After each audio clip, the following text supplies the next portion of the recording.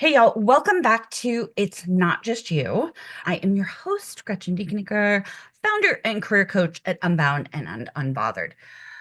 We are going through two huge questions that I get all of the time. So we're going to tackle two really good ones today. The first one is, why am I so indecisive? And the second is, how can I manage my anxiety around things I can't control? So we did a version of this one in episode 12. It was prior to the election and like, how do we manage our anxiety over something we can't control? I want to do another version because this is such a deep, rich one. And I want to make it a little bit broader so that you don't have to kind of like squint and try to figure out like how to translate that to other things. And so those are the two questions that we're going to answer today. So why are we here? Well, I've talked to over 3,000 women at companies and women's organizations over the past year and a half or so. And these questions come up all the time. They come up with my clients all the time. And the problem is we all think it's just us that's experiencing this because we look around, and I think of us all as like ducks on a pond, right? We look around and everyone is gliding gracefully, and we feel like we're the only one that's furiously paddling underneath. So that's what this space is for. So we'll divide it into 2 sections.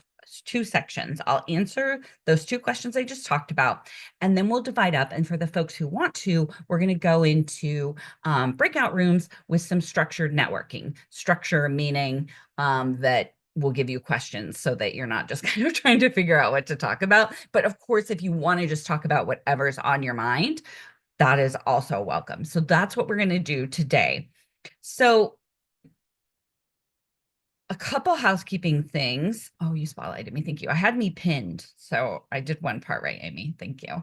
So before we get started, especially for the folks who can't stay all the way to the end, I do have a new workshop coming up at the end of at the end of the month, the 20. Yes. Oh, sorry. I just started looking at my thing and thinking, I thought I was doing a different talk, but I was looking at the wrong month. So harness your inner critic and claim your authority. So if you have a harsh inner critic, or even one that just follows you around who isn't particularly supportive, this is the one, because it's that mean inner voice that makes us doubt ourselves more, right? When we tell ourselves, like, don't say that, don't speak up, you're going to look stupid, right? That creates self-doubt. And that's the thing that we're battling so much. And we've already got plenty coming at us to make us doubt ourselves in this society. We don't need the message to come from inside the house. So that's the whole goal of this workshop. So if you want any, we'll drop that link. And if you're watching this on the live stream or the replay, you can either go to Unbound and Unbothered, and under events, you'll find the monthly workshop, or we'll put it in the notes later. So you can have it there also. Okay, so I love to break these down, all of the questions of like, here's what's going on in your nervous system. Here's how your socialization may be playing a part in triggering your nervous system. Here's why it makes, here's how you're going to feel and what's going to happen. And here's why it makes total sense that you feel this way. And then I always give you tips to try to combat it. So let's dive into the first question, and we're going to do this for both of them. So, why am I so indecisive? So, indecision is predominantly a freeze response. We're in decision paralysis, we're overthinking, or we're procrastinating and avoiding a decision altogether. The reason that we do this is because our brain is wired for safety, and safety means keeping you alive. And so if your brain could keep you bubble wrapped, where you never eat anything new, you never do leave the house, you never like are exposed to any sort of stressor whatsoever, your brain would love that. That's the only way your brain would actually think that you're safe.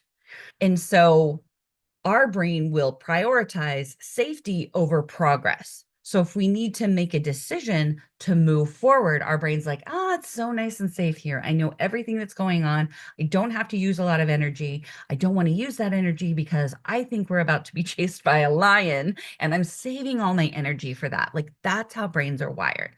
So what happens when we go into that freeze response is the amygdala is triggered, right? The part of our brain that along with the hippocampus, that is responsible for the fight, flight, freeze, or fawn response. Hypothalamus? I don't know. My brain just suddenly forgot which part of the brain it is. So if you're a brain person and I got it wrong, my apologies.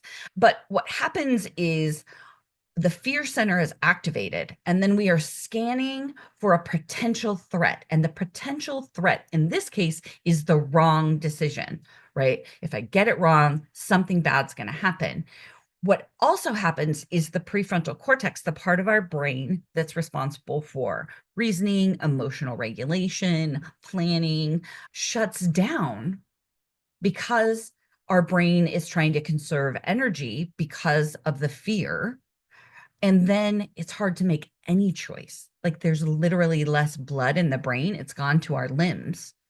And so the desire to get it right will actually lead to no decision at all. And I want to dive into that, because not deciding is a decision. Like if you take nothing away from this little one today, not deciding is a decision. You're just deciding not to decide. All decisions happen in a second, even if we take 10 years or 2 days or 2 seconds to make the decision, it's always going to be that way.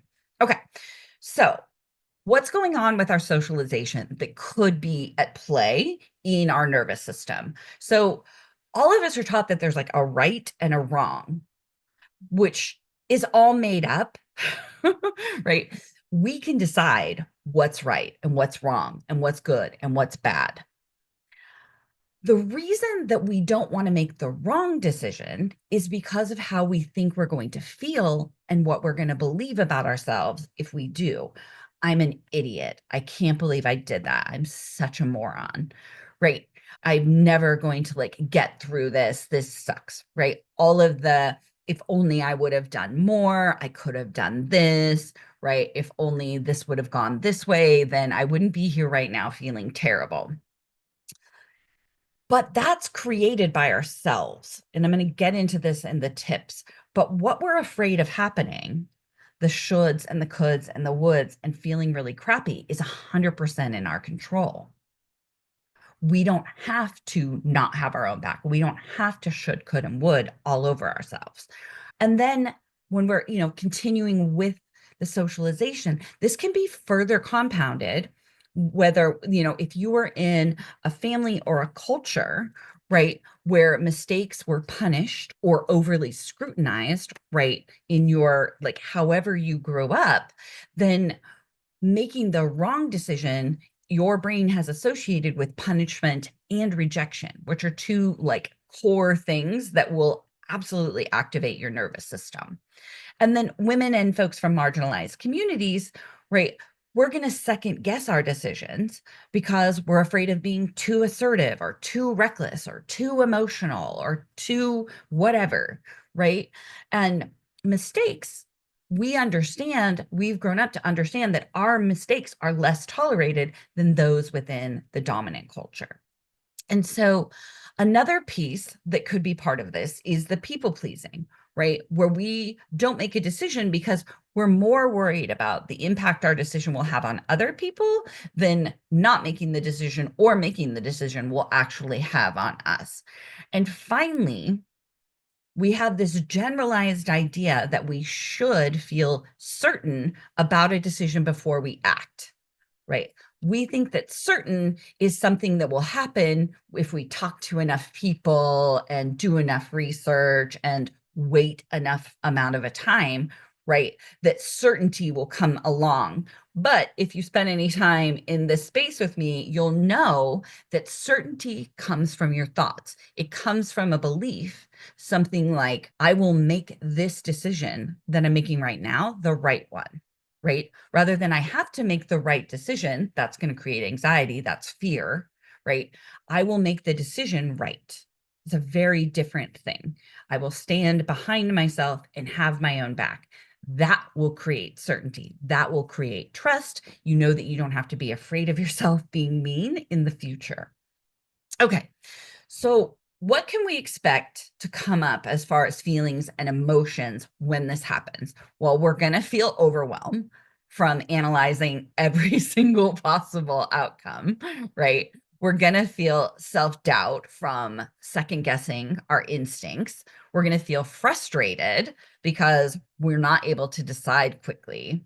And we're going to be mentally exhausted from looping through the same cycle over and over and over again, because our brain has told us that we're not safe, but we have to keep analyzing all the things, but we can't get it wrong, right? And that is what will create so much exhaustion. So, of course, right, knowing all of this, of course, we over research and overwhelm ourselves with information. Of course, we do. Of course, we ask multiple people for advice and still are not sure what we want to do, right? Of course, we delay so long that often a decision is made for us rather than by us. And of course, we decide to do something and then immediately question it. Of course, we do. That makes total sense. So, if we stay in this cycle without the awareness that we are creating the indecision, we are creating the overwhelm, we are creating the mental exhaustion, then we end up in decision fatigue, where we feel so exhausted that we actually can't make good decisions, right? We're just so tired that, and our nervous system is so activated that our prefrontal cortex is like, I don't know what to tell you. I don't have enough blood in like to help you make a reasonable decision, right? Or we have lost opportunities because not deciding is a decision, or more self-doubt, right? Because we're fulfilling some idea of like, I'm not a good decision maker. I'm someone who needs time. I like to do my research, whatever these things are, right? Think about how much faster you could move through life if you were able to make decisions and then trust yourself, right? And also trust of like, oh yeah, that wasn't great. It didn't work out. I'm just gonna try something else, right? Low stakes. And then what happens ultimately is we get into a cycle of regret and second guessing, right? And that's really the kind of the crux of it, is because it becomes a circular thing where we don't make a decision, then something bad happens, and then we think, oh, that's because of this thing I was trying to do and I didn't make a decision, and right, and I'm not a good decision maker. And it all can kind of like keep reinforcing itself and keep creating more and more self-doubt. So here's what we can try. Here are my suggestions for you of tips to make this, to be more decisive and also to have your own back. So one thing we can do, particularly if we're thinking about making a big decision, right, is just think about the next step, not every step, right? Because a lot of times we think I need to know all the steps because I have to get it right. And if I can't get it right, then I don't want to do it at all. But clarity comes from movement, not from waiting. You won't know every step. The only way that you will know every step is when it's done. And so if you need to know every step before you can start, you're just never going to get off the starting line. Certainty doesn't exist outside of creating it for ourselves. It's not something that we can research or talk to friends or whatever to create. We can get information, but that's not going to create a feeling of certainty. I think we've all done this where we've asked everyone, we've done all the research, and then we still don't make a decision, right? Like, more information does not create certainty. Sometimes it makes it worse, right? Because then we're like, oh, I didn't even know that there were all these variables. Now I really don't want to deal with it. What we can do with that, right, is understand that the only reason we're looking for certainty is because of how we're going to feel in the future. And so we can decide, no matter what happens, I'm going to have my own back. I'm not going to should, could, and would all over myself, no matter what happens. I'm going to support myself and my decision, and I'm just going to keep it moving, right? You can decide to make what I was saying earlier, the decision right. And right itself is made up. So whatever's the right decision, you can decide that. No one else can decide that. They made it up too. And then we want to uninvite what I call the woulda triplets. The shoulda, the coulda, the woulda. I should have done this, right? All of these things create shame. So there's already going to be something. If your plan doesn't work out, you're going to feel disappointed, frustrated, angry, like maybe humiliated. Who knows? Right. But what happens is that we invite in the Uda triplets and they start shoulding, coulding, and woulding all over everything. You should have done this. If only you would have done that. Right. And that creates shame on top of the frustration, anger, disappointment, whatever it is. And so what we want to do, and no bad bitch ever took over the world from a place of shame. We just want to uninvite the Uda triplets from coming in, and then we can be less afraid of how we'll feel if something doesn't work out. We'll just deal with the disappointment, but we won't pile the shame on top. So a couple thoughts for you to try that come from my personal library of thoughts that I worked on is one is if I indulge in regret, I will stop making decisions. If I keep going back and beating myself up for a wrong decision that I made before, a wrong turn, some time wasted, some money wasted, some effort wasted, right? If I indulge in that, I will stop making decisions because I will be afraid of continuing to try the things I need to do that get me the life that I want, that get me the success that I want. And then the other one that I really, really love, and this one works generally, but particularly when we're feeling like really overwhelmed, is if I wasn't going to make this dramatic, I would, and then fill in the blank, right? Just see what the answer is. If I wasn't going to make it dramatic, that no one came to my 7-day challenge, right? Then I would just use that content for something else, use the learning that I got out of it, right? And keep it moving. All right. So those are the tips for that one. Feel free to, like, if you have comments or questions or anything, just drop those in the chat. And we're going to hop into question 2. How can I manage my anxiety around things I can't control? So we did this a little bit in episode 12, if you want to refer back to that, but I want to do it a little bit more generally now. So what's going on in our nervous system? Well, again, our brains are wired for safety, not happiness, right? And so for our brains, safety equals predictability. Well, if I can't control it, then I can't predict it, and then I am in danger. And my brain is constantly scanning the world, right? And particularly in this, when we get that danger signal, our brain's trying to solve the unsolvable. Something we can't control by definition is not a problem we can solve. It's not our problem. It's not within our control. That's why things beyond our control create so much more anxiety than the things within our control. And so what'll happen is we're spiraling, we're overthinking, our brain's trying to do anything to relieve the discomfort of an unpredictable situation. Right. And then we'll go into a couple responses. We can go into a fight response, right? Where we're having interpersonal things, we're trying to get control of something, or we turn that internally and we invite in, the shoulda, coulda, woulda. The inner critic starts going at us, right?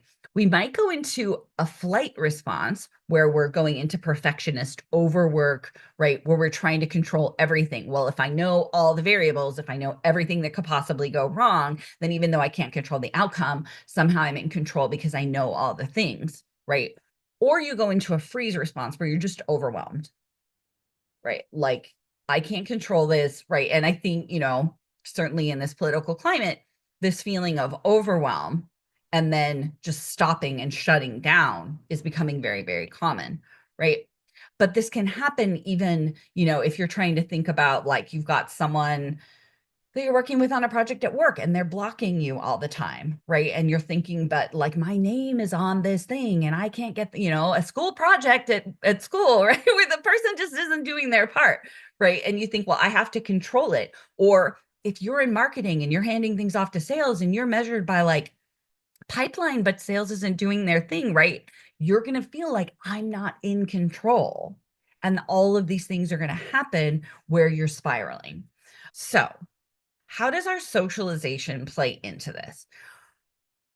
For people socialized as women, we are conditioned to believe that we're responsible for comfort. And so that if there's discomfort, ours or someone else's, that we're at fault or somehow we're failing, like we're missing something, we're not doing it right. And then we try, we're also taught that the problems are ours to fix, right? And so we're trying to anticipate the problems and fix them. And then you go into like hyper managing everything and everyone around you because you think all these things have to be, I can't relax until all these other people do exactly what I want them to do, which of course they're not going to, which means you never get to relax. Or we have, an illusion of control, right? That if we plan more or we worry more or we're more perfect or we're more whatever or less whatever, that somehow we can actually control the uncontrollable. In this, I really want to make the point that anxiety doesn't mean that something's wrong. It's just a check engine light. Anxiety is a very normal response to uncertainty. And it's not something that has to be fixed. We can just be anxious without thinking we have to go fix it. It's our socialization that gives us that illusion of control, that makes us feel responsible for comfort, that makes us think we have to anticipate problems and fix them. Like in the world right now, there are things that are happening that are very uncertain that are absolutely going to create anxiety, whether that's going on politically, whether you work in tech, and there's a lot of, macro things at play that you absolutely have no control over as an individual. All of those are things that will create anxiety. Anxiety is just a normal human emotion, and it's a natural response to uncertain situations. So, what kind of feelings come up when we're in this kind of, feeling like we're not in control? So fear is the driving force in this too, right? Like we were talking about in being indecisive, this is the same thing, but the fear is telling us that we have to figure it out. If we could figure it out, then we could feel safe, or we could feel calm, or we could just relax for a minute. And then we feel frustrated when, of course, we can't because we're trying to control things that are beyond our control. Or we feel helpless, right? Because there's actually nothing that can be done, but there is something to be done. We can show up for ourselves. I'm going to give you tips on how to do that in just a second. And then, of course, we again feel so exhausted from all the trying, from all the fear and frustration and helplessness and the constant trying to solve for something that's not solvable. So,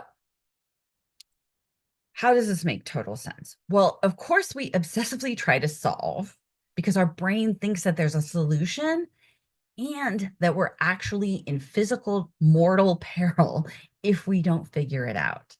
Like our brains are not wired for the complexity and nuance of modern society. It's wired to keep us from freezing to death, starving to death, or getting eaten by a lion. That's it. And then, of course, we seek relief in scrolling, in procrastinating, in overwork, right? We just need to solve it. Of course, we're going to do those things.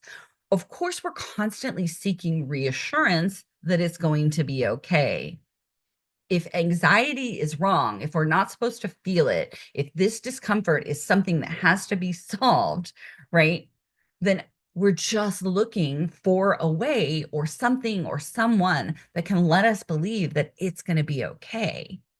But of course, that can't come externally. We're going to get into that in a sec. And then, of course, we don't take actions on what we can control because all of our energy is going towards trying to solve the unsolvable problem. So, what happens when all of this predictable things? Here's how our nervous system is influenced by our socialization. And of course, we see these sorts of things, right? But here are the outcomes that happen. We get more and more anxiety, right? The more we try to solve, the worse it gets. And then, like, the more we try to solve, the more we can't do it, then the worse it gets, right? And it just, you can, like, we all go into spirals, right? Of like, no, but it has to be solved, but it can't be solved. And what am I going to do? Right. And you either shut down or lash out or whatever it's going to be, right? Also, we start looking at burnout and exhaustion, right? Leading to less ability to problem solve of the things that we can actually control, an inability to even see what is within our control, and then avoidance, right? We're trying to escape the feeling of anxiety and discomfort, but it reinforces this idea that maybe underneath that we can't handle it or that it's wrong, right? By trying to escape it rather than being like, anxiety is a normal human emotion that's part of the human experience. I can expect to feel anxiety. It's just a check engine light. It doesn't mean anything has gone horribly wrong, right? Anxiety is a natural response to uncertainty. And so, and thinking about like, if anxiety doesn't have to be fixed, if it's just a natural part, then how do I stop trying to solve, right? So here's my techniques. So if you are spinning, there's kind of two grounding techniques. So, one, I want you to think about like the physiological response is actually only 60 to 90 seconds, like the electrical current in our body that comes from thinking a thought that makes us feel anxious, and then that physiological response, as long as we don't start spinning, right? But if you're already spinning, I suggest doing two things. Like, one, just get back into your body, find a way to get back into your body. Things I love to do are just like feel my fingers on the keyboard or my feet on the floor, or how, the whatever I'm sitting in feels against my body, what my eyelashes feel like on my eyelids, like whatever it is to get you back in your body and out of this spinning and thing, because that's the first thing you need. You have to calm your nervous system just a little bit. Another thing I really love to try is validating the feelings that you're having, right? Closing your eyes and being like, you are safe. Of course, you feel anxious about that. Of course, you do. It makes total sense. A normal human reaction. Like, this is just anxiety. And it makes sense that I would feel anxiety right now, right? And just validate your feelings the way you would for a friend or the way you would with for an upset child, right? Just be very gentle. And that will also take the temperature down with your nervous system. Okay. And then how do we take back control? Because what we want is control. We are in 100% control of how we show up, how we treat ourselves, how we treat others, right? What do I want to do to fortify myself in this moment? How do I want to show up? How do I want to create safety? How do I want to create comfort, right? Through the things that I can control.